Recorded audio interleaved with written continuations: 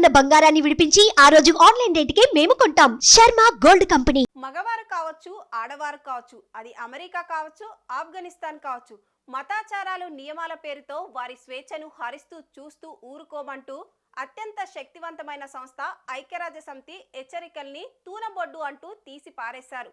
తాలిబాన్లు అర్థం పర్థం లేని ఆంక్షలతో వారి ఉసురు పోసుకుంటున్నారు. ఇంతకీ ఏమిటా ఆంక్షలు?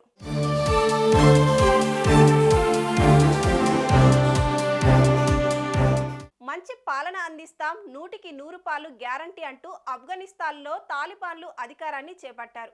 ఆఫ్ఘనిస్తాన్లో బలవంతంగా జరిగిన ఆ అధికార మార్పిడి అందరికీ అక్కడ ప్రజలకు పెద్దగా ఇష్టం లేకపోయినా తప్పని పరిస్థితుల్లో చూస్తూ ఉండిపోయారు. ఎప్పుడైతే తాలిబాన్లు అక్కడ అధికారంలోకి వచ్చారో ఆడబిడ్డల మీద వారి ప్రతాపం చూపడం మొదలుపెట్టారు. ఆ నిబంధనలతోనే వారు అల్లాడుతుంటే ఇటీవల వాటికి మరికొన్ని ఆంక్షలను జోడించారు. మొదటిగా ఆఫీసుల్లో మహిళలను నియమించుకుంటే దేశంలోని అన్ని జాతీయ విదేశీ ప్రభుత్వేతర గ్రూపులను మూసివేస్తామని తాలిబాన్ ప్రభుత్వం హెచ్చరించింది. ఇంతకంటే ఘోరంగా ఇంట్లోని మహిళలు బయటకి కనిపించకుండా ఉండేలా కిటికీలు ఉండరాదని ఆదేశాలు జారీ చేశారు. ఇంట్లో మహిళలు తిరిగే వంటగదులు, బావుల వద్ద ఎటువంటి కిటికీలు నిర్మించకూడదని ప్రజలకు హుకుం జారీ చేశారు. మహిళలు కనిపించకుండా గోడలు కట్టాలని ఆదేశించారు.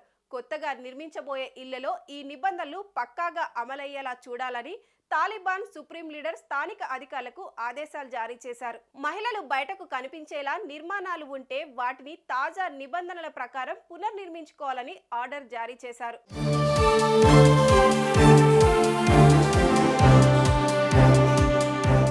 ఆఫ్ఘనిస్తాన్లో పురుషులు వెంట లేకుండా మహిళలు ఇళ్ల నుంచి బయటకు రావడానికి వీల్లేదని ఆదేశించారు.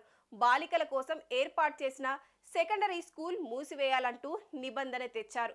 మహిళలు ఉద్యోగాలు చేయకూడదంటూ నిబంధనలు తెచ్చారు. మగవాళ్ళు తప్ప మహిళలు ఉన్నత చదువులు చదవకూడదు, పార్కులకు జిమ్లకు వెళ్లకూడదు, చివరికి ఈద్ వేడుకల్లో కూడా పాల్గొనకూడదంటూ హెచ్చరించారు.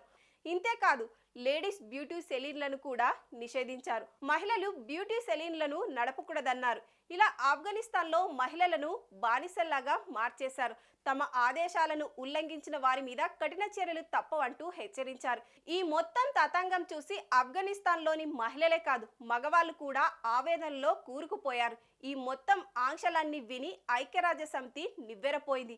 ఇది మహిళల హక్కులను కాలరాయడమే అంటూ మండిపడింది. అయితే ఆ అత్యున్నత సంస్థ నిరసనని కూడా తాలిబాన్లు తుంగలో తొక్కేశారు.